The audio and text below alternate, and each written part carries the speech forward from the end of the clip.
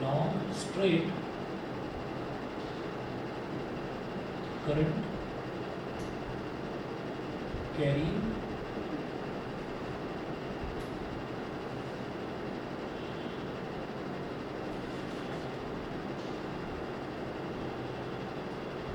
magnetic field due to a long straight current carrying conductor.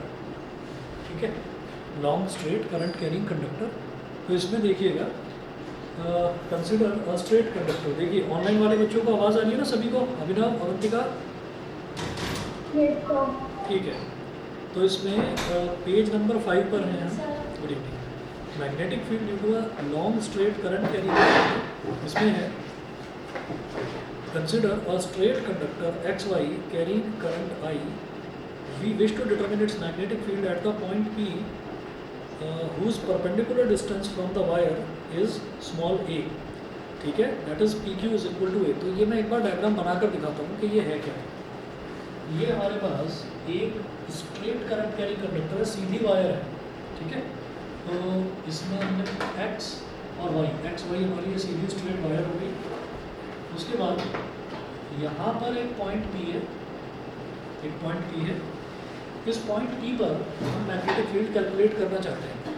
तो हम ये पहले ही कर चुके हैं कि अगर मान लीजिए हमारे पास कोई स्ट्रेट करंट कैरिंग वायर है तो उस वायर के आसपास, यानी कि कोई भी कंडक्टर है तो उस कंडक्टर के आसपास एक मैग्नेटिक फील्ड जरूर प्रोड्यूस होगा. ठीक है, अब वो मैग्नेटिक फील्ड कितना प्रोड्यूस होगा वो हमको कैलकुलेट करना है. तो मैंने ये कहा कि ये एक वायर है जिसमें करंट फ्लो कर रहा है आई, और यहाँ पर एक पॉइंट P है. इस पॉइंट P पर मैं मैग्नेटिक फील्ड कैलकुलेट करना चाहता हूँ. तो आप ये देखिए कि हम क्या करेंगे. हमने ये कहा कि पॉइंट P का जो वायर से परपेंडिकुलर डिस्टेंस है,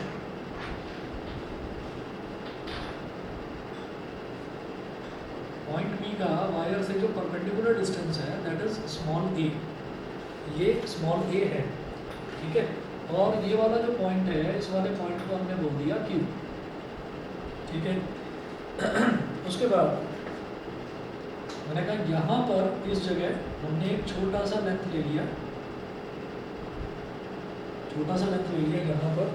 और ये लेंथ कितना ले लिया हमने? dl वेक्टर बोल दिया इसको.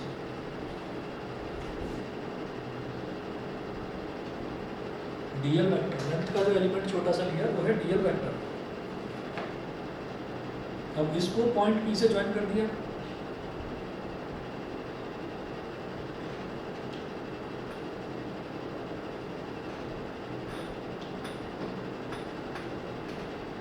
याद करिएगा, जब हमने कल जो हमने करा था उसमें ये था कि जब किसी भी वायर में करंट फ्लो करता है तो उसमें मैं एक छोटा सा एलिमेंट ले लेता हूँ, छोटी सी लेंथ का टुकड़ा ले लेता हूँ, उसको हम बोल देते हैं करंट एलिमेंट.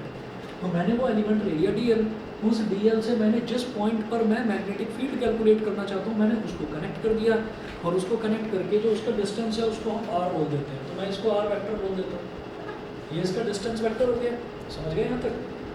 एक मिनट रुकिए जरा.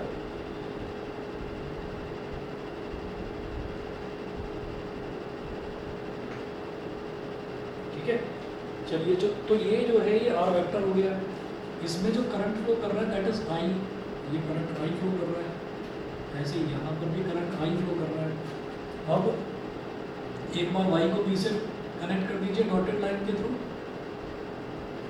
और ऐसे ही एक बार x को P से कनेक्ट कर दीजिए. ये किस लिए कर रहे हैं इस पर मैं आता हूँ, अभी मैं बताता हूँ.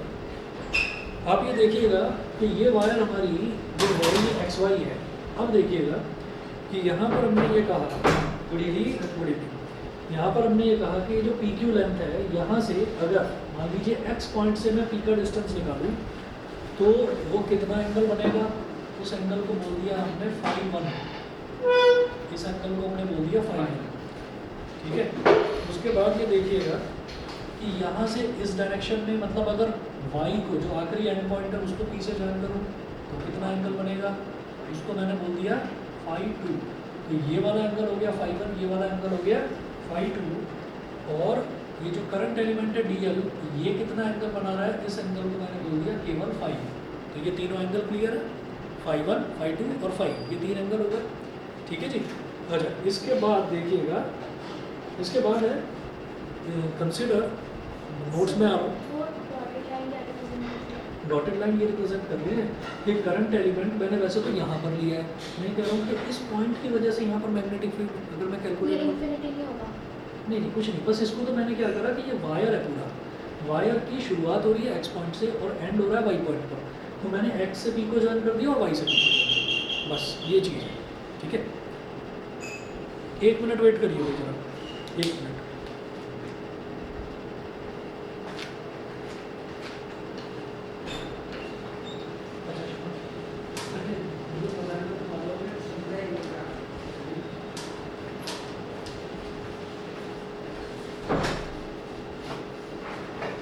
अभी मोबाइल से ही करवा रहा हूँ, ठीक है ना, मोबाइल में भेजा था ना मैंने PDF तुम्हें, बस उसी का आप पेज नंबर 5 खोल लीजिए।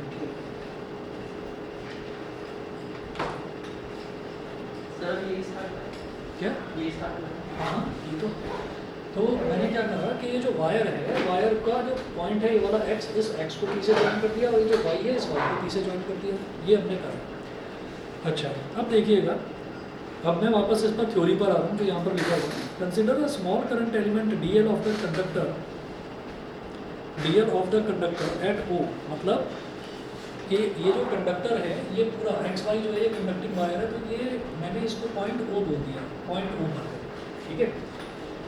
अच्छा, और it's distance Q, it's distance from Q is L, ये जो पॉइंट Q है Q से इसका जो डिस्टेंस है वो L है। सर फिर भी पूरी वायर का होना चाहिए ना L, क्योंकि हमने DL लिया है। अच्छा मैं बताता हूँ,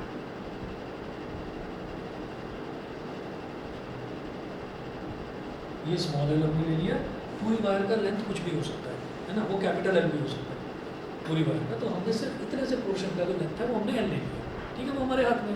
सर तो वो DL कैसे हुआ? DL का मतलब ये है कि हमने लेंथ का छोटा सा, इस लेंथ का ही छोटा सा टुकड़ा ले लिया, यहाँ से और यहाँ तक तो D, यहाँ से और यहाँ तक तो L है, उसी का एक छोटा सा टुकड़ा DL ले लिया। सर लेकिन DL तो उसके बाहर जाता है। कोई बात नहीं, वो जो बाहर जा रहा है वो बाहर जाने का मतलब कुल मिलाकर ये है कि वो है बहुत छोटा सा, हम उसको दिखाने के लिए ताकि वो समझ में आए इसलिए थोड़ा सा उसको हमने बड़ा दिखाया, ठीक है।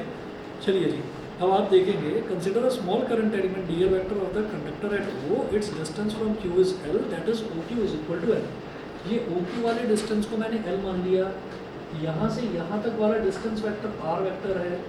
उसके बाद अगला देखें, let R be the position vector of a point P relative to the current element and theta be the angle between DL vector and R vector as shown. तो ये जो DL वेक्टर है और ये जो R वेक्टर है, इनके बीच का एंगल हमने थीटा मान लिया, इनके बीच का एंगल हमने थीटा मान लिया। अच्छा, उसके बाद बायट-सावर्ट लॉ क्या कहता है, नोट करें। According to Biot Savart law, sir ये नोट करना है? देख लो आप चाहे तो नोट कर लो, मर्जी है, देख डेरिवेशन साथ में अगर नोट कर लेते हैं एक बार प्रैक्टिस हो जाएगी, ठीक है ना, ज़्यादा लंबा चौड़ा डेरिवेशन नहीं, छोटा ही, थोड़ी सी ट्रिग्नोमेट्री, थोड़ा सा जो इंटीग्रेशन है वो यूज़ होगा यहाँ पर, इम्पॉर्टेंट है। तो according to Biot Savart law,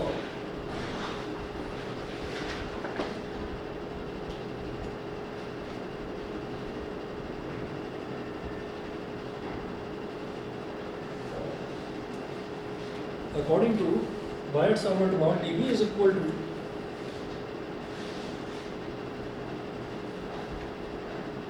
d0 upon 4 pi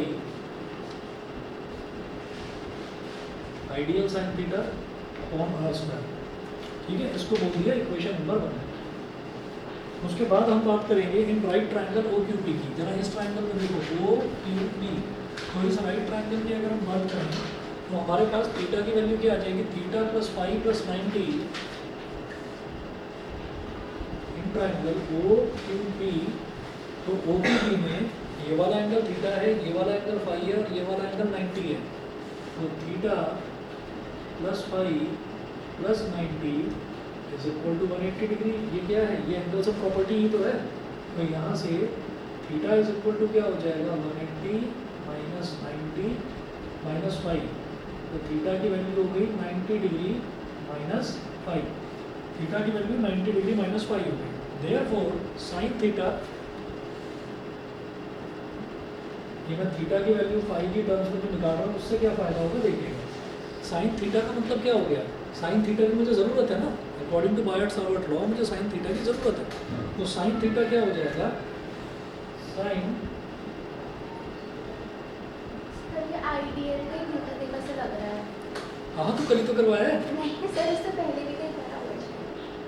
अच्छा साइन 90 माइनस फाइव वैसे कहीं पर भी नहीं करा होगा ये पहले, या हो सकता है स्कूल में करा हो, वो ध्यान आ रहा होगा आपको, स्कूल का ध्यान आ रहा होगा। तो आप ये देखिए, ये sine theta is equal to क्या हो जाएगा, sine 90 minus five. Sine 90 minus five क्या होता है, साइन 90 माइनस थीटा होता है कॉस थीटा, बिल्कुल सही। तो साइन 90 माइनस फाइव हो गया कॉस फाइव। तो इस तरह से साइन थीटा की वैल्यू आ गई कॉस फाइव। अब जरा कॉस फाइव निकालते हैं। कॉस फाइव निकालेंगे वो बेसिक मेथड से जो हमने 10th क्लास में करा था कि कॉस क्या होता है, बेस अपॉन हाइपोटेन्यूज। तो जरा फाइव देखो, फाइव के सामने वाली side is called perpendicular, angle के सामने वाली साइड इज परपेंडिकुलर, 90 के सामने वाली साइड इज हाइपोटेन्यूज। तो बेस अपॉन हाइपोटेन्यूज क्या हो जाएगा, ए अपॉन आर। हम ये कहेंगे कि cos five is equal to a upon r. It implies that r is equal to r इधर ले आओ, cos phi इधर ले आओ, r is equal to a upon cos phi और अपॉन बता रहे हैं ना, बता रहे। तो ये a sec phi हो गया, इसको बोल दीजिए sin थीटा की वैल्यू cos phi आ गई, इसको इक्वेशन 2 बोल दिया, r की वैल्यू a sec phi आ गई, इसको इक्वेशन नंबर 3 बोल दिया। ठीक है, देखिए आपकी मर्जी है, चाहे तो आप थीटा को फाई की टर्म्स में कन्वर्ट कर लो, चाहे आप फाई को थीटा की टर्म्स में कन्वर्ट कर लो, वो आपकी मर्जी है। कुल मिलाकर क्या है कि मैंने यहाँ पर साइन थीटा को देखा तो साइन थीटा फाई की टर्म्स में आ गया, तो मैं यहाँ के जितने भी टर्म्स हैं उनको कोशिश करूँगा कि फाई की टर्म्स में ही कैलकुलेट करूँ। ठीक है, वो आपकी मर्जी है, आप उसको थीटा में भी कन्वर्ट कर सकते हैं। ठीक है, हाँ जी, 1 अपॉन कॉस को हम सेक बोल देते हैं, तो कॉस अगर डिनोमिनेटर में उसको ऊपर ले आएंगे तो सेक बोल देंगे, तो r will be equal to a sec five. ठीक है, मैं एक एक करके क्या है कि एक एक करके सारी टर्म्स की वैल्यू निकाल दूँ। मैंने साइन थीटा निकाल लिया, कॉस फाई आ गया, मैंने आर, मेरे को आर की ज़रूरत है, आर निकाल लिया, ए सेक फाई आ गया। इसी तरीके से अब मैं ये कहूँगा कि टैन फाई निकाल लेते हैं। क्यों निकाल रहे हैं अभी समझेंगे आप। जब हमने कॉस निकाला तो कॉस क्या होता है, बेस अपॉन हाइपोटेन्यूज। अब मैं टैन निकालूंगा तो tan will be perpendicular upon base. तो भाई टैन फाई कितना हो जाएगा, एल अपॉन ए, एल अपॉन ए। तो यहाँ से एल की वैल्यू क्या आ गई, एल की वैल्यू आ गई ए टेन फाइव, एल की वैल्यू आ गई ए टेन फाइव। अब क्या करिए, दोनों तरफ आप इसको फाइव के रिस्पेक्ट में डिफरेंशिएट कर दीजिए। ठीक है, तो डिफरेंशिएट बोथ साइड्स। सर लेकिन सिर्फ इसको ही क्यों करना है? क्या बोल रहे हो तुम लोग? सिर्फ इसको ही क्यों करना है डिफरेंशिएट? अभी बता रहा हूँ, बस एक मिनट रुकिए। Differentiate both sides with respect to five. दोनों तरफ आपको फाइव के रिस्पेक्ट में डिफरेंशिएट करना है। ठीक है, देखो जी, जब L को करेंगे फाइव के रिस्पेक्ट में डिफरेंशिएट तो क्या बन जाएगा, D L upon D five. और जब इसको करेंगे फाइव के रिस्पेक्ट में डिफरेंशिएट तो A तो कांस्टेंट है, और tan का डिफरेंशियल क्या होता है बताओ, स्क्वायर थीटा। तो tan फाइव का डिफरेंशियल हो जाएगा सेक स्क्वायर फाइव।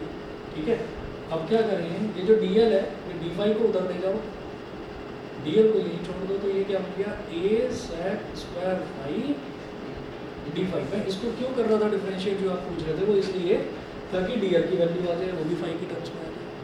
तो dl की वैल्यू भी आ गई, इसको आप बोलिए इक्वेशन नंबर 4।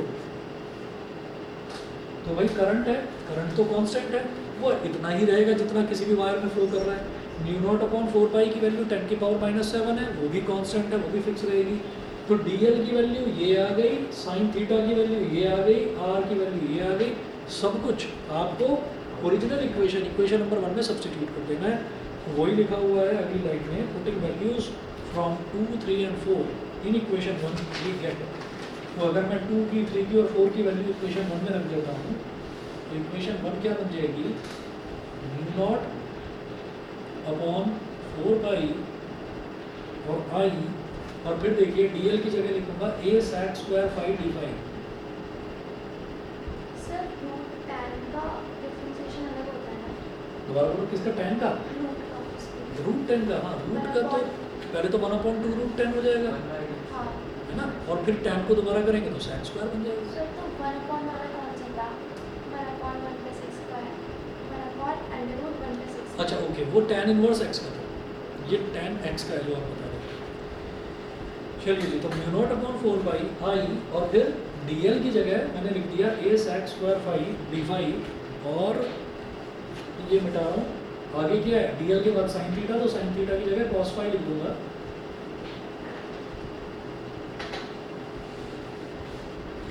sin थीटा की जगह हमने लिख दिया यहाँ पर बेटा अब cos फाई, ये हो गया।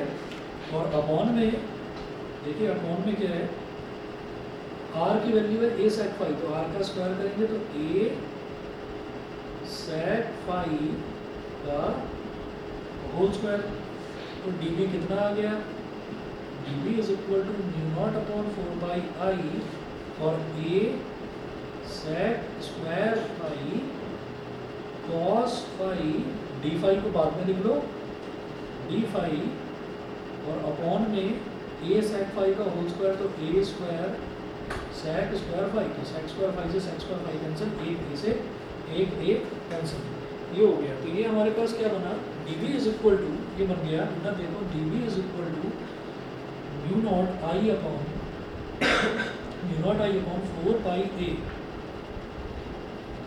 Mu naught I upon 4 pi a, और क्या बचा, केवल cos फाई डी फाई, ये बचा। तो अब इसके बाद हमें इसको इंटीग्रेट करने में कोई दिक्कत नहीं आएगी, तो हम इंटीग्रेट कैसे करेंगे ये समझना जरा। मैं ये पोर्शन बता रहा हूँ इधर से। सर कौन से बाहर आ जाएंगे? हाँ जी, हाँ जी।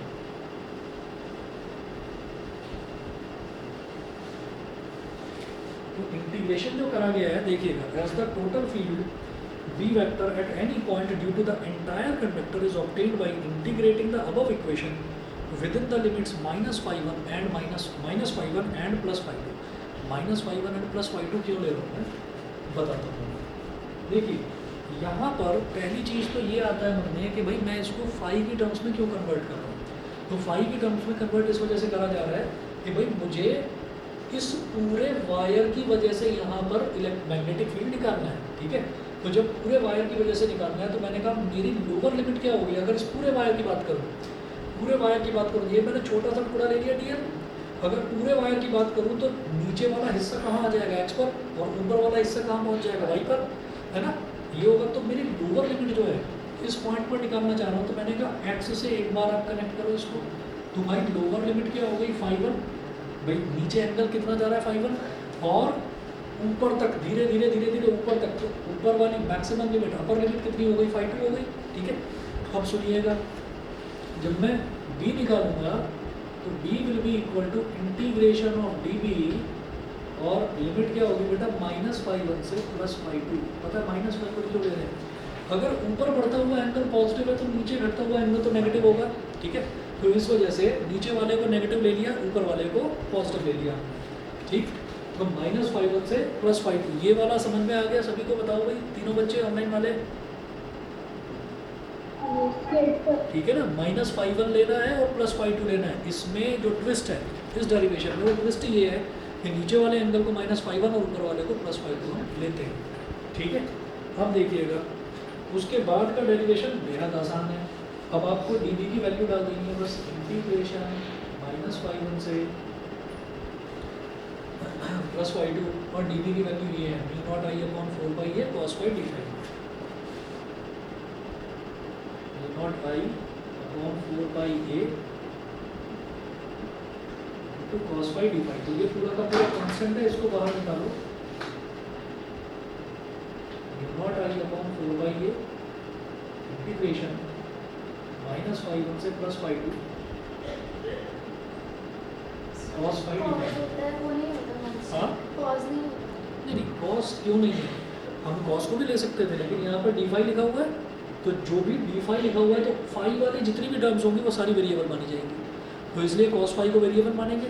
तो कॉस फाई का इंटीग्रल होता है बेटा साइन फाई, ठीक है। ये बेसिक इंटीग्रल है, ये 11th में भी करा होगा, है ना।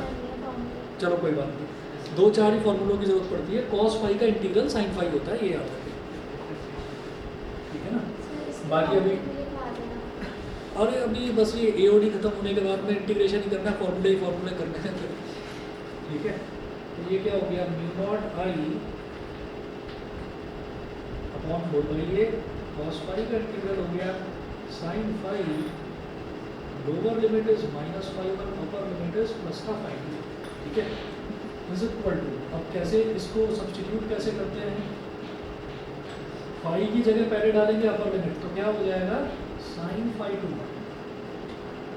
माइनस, फिर डालेंगे फाई की जगह लोअर लिमिट, तो साइन -φ1। ठीक है, आगे मैं इधर कर रहा हूँ, ये मिटा रहा हूँ।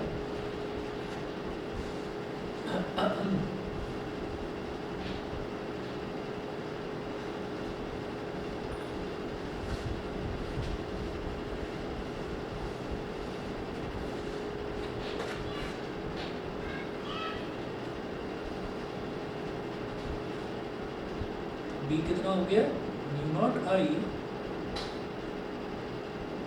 Upon 4πa। अच्छा, साइन माइनस थीटा कितना होता है, माइनस साइन थीटा। ठीक है, तो ये जो माइनस साइन है ये बाहर आ जाएगा, तो बाहर आ जाएगा तो क्या बन जाएगा, प्लस बन जाएगा। तो mu naught I upon 4πa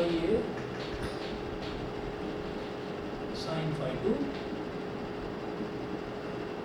plus sine phi one. चलिए, तो ये तो आपका मैग्नेटिक फील्ड हो गया due to a long straight current carrying conductor. आसान था। ठीक है, चलिए जी, उसके बाद देखिएगा स्पेशल केसेस।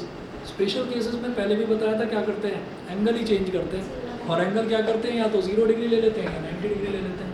तो जरा पहला स्पेशल केस देखो, केस 1, और इसको समझने की कोशिश करना कि एंगल चेंज करके ये बताना क्या चाह रहे हैं। स्पेशल केसेस में जो फर्स्ट केस है हमारा, उसमें देखिएगा तो बोल रहे हैं, if the conductor XY is infinitely long and the point P lies near the middle of the conductor, then φ1 is equal to φ2 is equal to π/2। तो जरा देखना, वो बोल रहे हैं if the conductor XY is infinitely long, conductor XY है ये infinitely long है, बहुत लंबा है।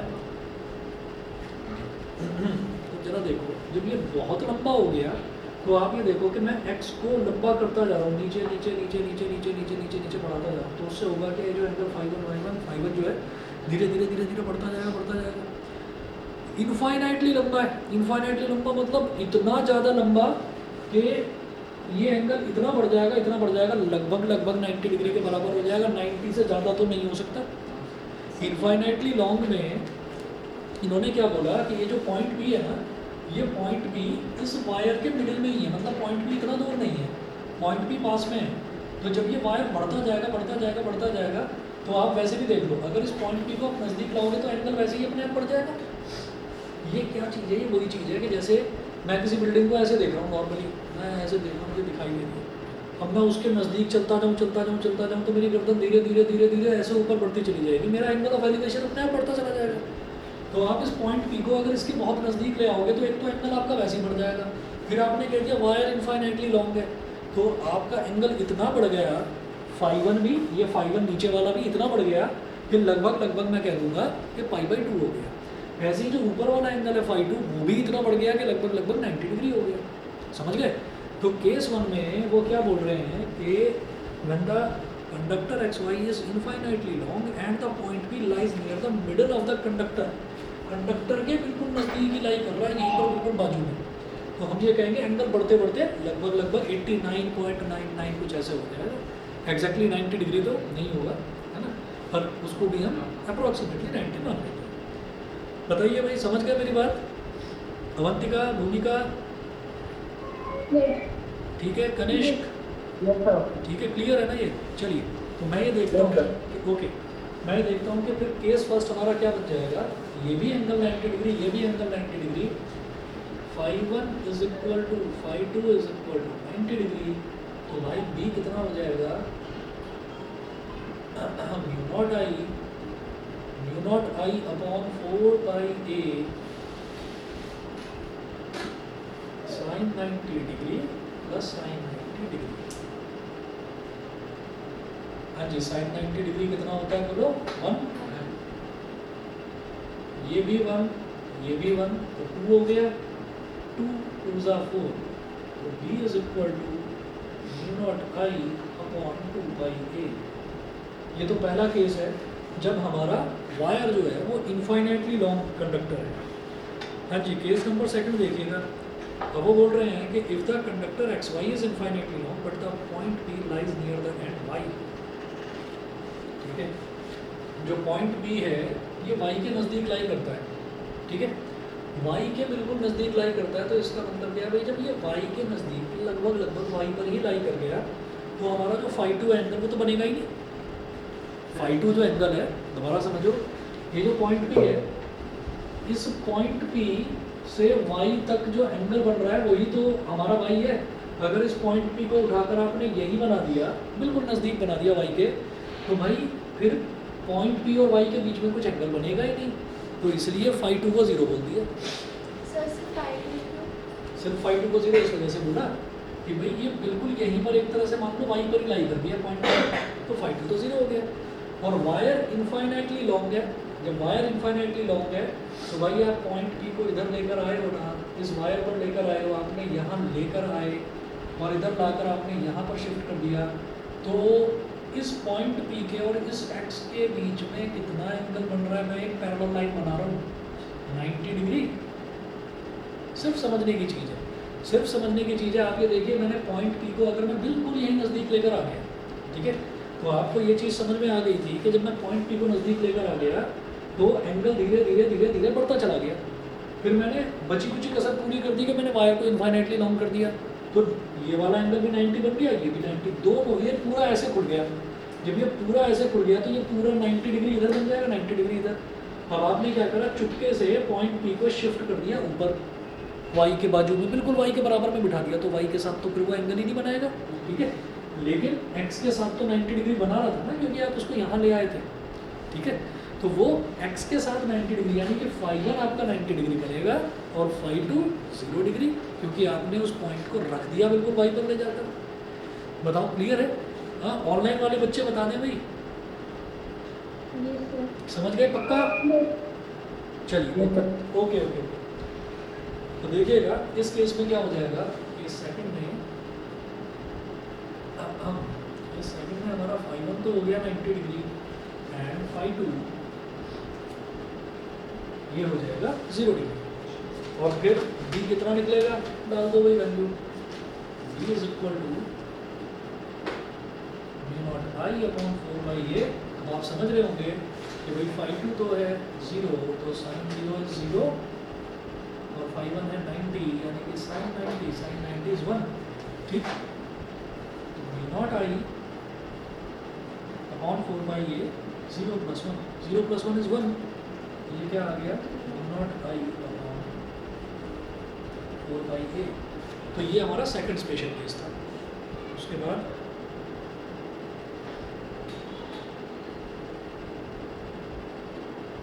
अब थर्ड समझना भाई, थर्ड बड़ा इंपॉर्टेंट है। दोनों केसेस में, पहले केस में, सेकंड केस में, दोनों केसेस में हमने कहा कि कंडक्टर जो है वो इनफाइनाइट लेंथ का है। अभी जो अगला केस है, थर्ड केस, उसमें मैं कहता हूँ कि नहीं भाई, करंट जो है वो फाइनाइट लेंथ का है। फाइनाइट लेंथ मतलब उसकी लेंथ कुछ है, 5 सेंटीमीटर, 10 सेंटीमीटर, 12 सेंटीमीटर, कुछ है उसकी लेंथ। वो तो नॉर्मली इसी केस में आता है। हाँ, नॉर्मल केस में आ गया। तो क्या है, if the conductor is of finite length capital L and the point capital P lies on it's perpendicular bisector, lies on it's perpendicular bisector. तो भाई फिगर देख लो, पेज नंबर 8 पर फिगर है। क्या है कि ये हमारा जो कंडक्टर है, कंडक्टर था x और y, इसकी एक फाइनाइट लेंथ हमने डिसाइड कर ली, वो हो गई कैपिटल L, और जो पॉइंट P है वो उसके परपेंडिकुलर बाइसेक्टर पर लाई कर रहा है। इधर पॉइंट P यहाँ लाई कर रहा है, तो परपेंडिकुलर और बाइसेक्टर, बाइसेक्टर का मतलब बेटा यहाँ से और यहाँ तक वाली लेंथ L/2, ऐसे ही ये वाली लेंथ भी L/2। ठीक है, तो अब आप ये देखिएगा कि उस केस में ये कहेंगे कि अगर ये परपेंडिकुलर बाइसेक्टर पर लाई कर रहा है, तो भाई एक तरह से देखो तो सही, ये चीज़ आपको पता होगी ये परपेंडिकुलर बाइसेक्टर का मतलब ये वाली लेंथ इस वाली लेंथ के इक्वल, ये वाली साइड कॉमन साइड और ये 90 डिग्री, इसका मतलब दोनों ट्राइंगल कॉन्ग्रुएंट हो गए, बिल्कुल सेम हो गए। ये वाली लेंथ कॉमन है, ये साइड इस साइड के बराबर और ये बीच का एंगल 90 डिग्री, तो side angle side congruency criteria, congruency criteria में कॉरस्पॉन्डिंग एंगल सारे इक्वल। तो भाई ये एंगल बन रहा था फाई 2, ये एंगल बन रहा था फाई 1, दोनों के दोनों एंगल अब इक्वल बन जाएंगे, ये बनेगा फाई और ये भी फाई बन जाएगा। आप ये कहें कि इस केस में, थर्ड केस में, जहाँ पर लेंथ मैंने फाइनाइट ली है और जहाँ पर मैंने ये कहा कि वो जो पॉइंट पी है वो एक्स वाई के परपेंडिकुलर बाइसेक्टर पर लाई कर रहा है, तो वहाँ पर phi 1 will be equal to phi 2 will be equal to phi. Sir पहले जो ये स्ट्रेट करंट है इसमें बाइसेक्टर नहीं, उसमें बाइसेक्टर नहीं है, ठीक है ना।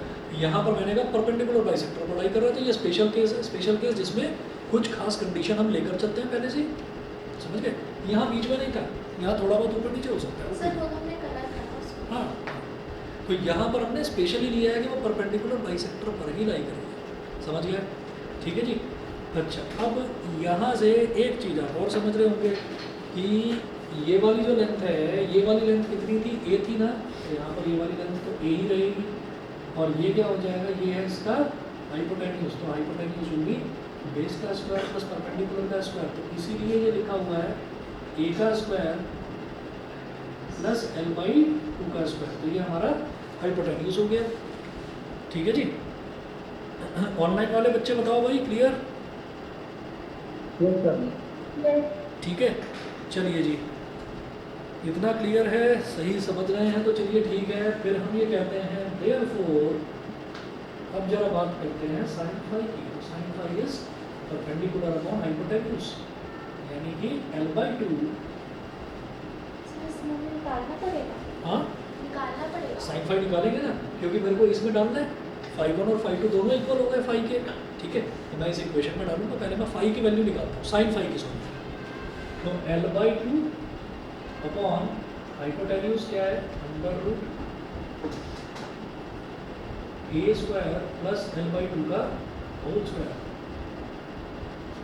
इसको भी आप रैशनल एक्सप्रेशन बना लो, तो सबसे ऊपर वाला टर्म सबसे नीचे वाले से मल्टीप्लाई होकर न्यूमरेटर में आ जाता है, तो ये हो गया एल इंटू 1, बीच वाले टर्म आपस में मल्टीप्लाई हो जाते हैं, तो ये हो गया 2 इंटू अंडर रूट ए square plus L square upon 4। यहाँ तक क्लियर? अब एलसीएम ले लो भाई, मैं इस तरफ कर रहा हूँ।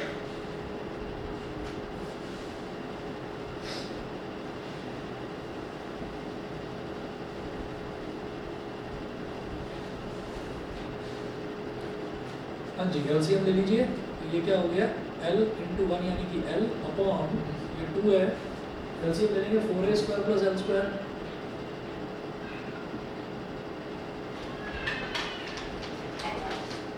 अपॉन 4, अंडर रूट के बाहर 4 आकर 2 ही बन जाएगा, 2 upon 2 under root 4a square plus L square, 2 से 2 कैंसिल हो जाएगा, ठीक है।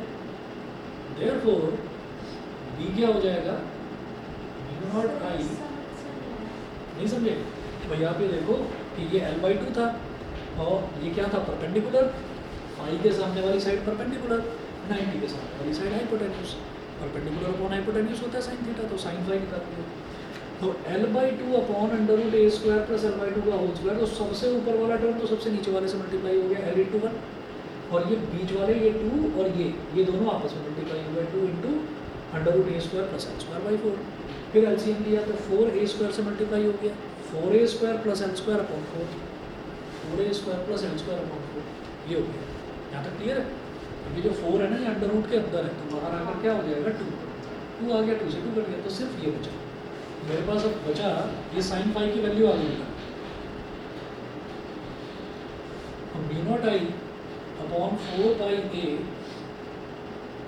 साइन फाई, क्योंकि मैंने फाई 1 और फाई 2 को दोनों को फाई के इक्वल लिया है, तो sine phi plus sine phi, तो d is equal to B naught I upon 4 by a sine phi plus sine phi is 2 sine phi. 2 1 are 2, 2 2 are 4, ठीक है।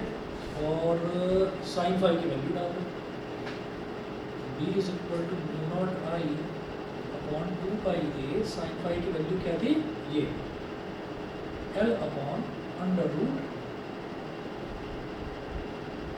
4a square plus n square. बस सही वाला फॉर्मूले आप करेंगे क्या चीज़, ये वाला हाँ फॉर्मूले ये आपको याद भी करना है और इसका डेरिवेशन भी, ठीक है ना, समझ गए, फॉर्मूले लेफ्ट की न्यूमेरिकल्स में आ जाते हैं ना। बताइए भाई, क्लियर है, ऑनलाइन वाले बच्चे बताएं, ठीक है। बस आज इतना ही कर लीजिए, बाकी जो है इसको आगे मैं कल करवाता हूँ कंटिन्यू, ठीक है। ओके सर, चलिए जी, okay good night sir. Okay, good night.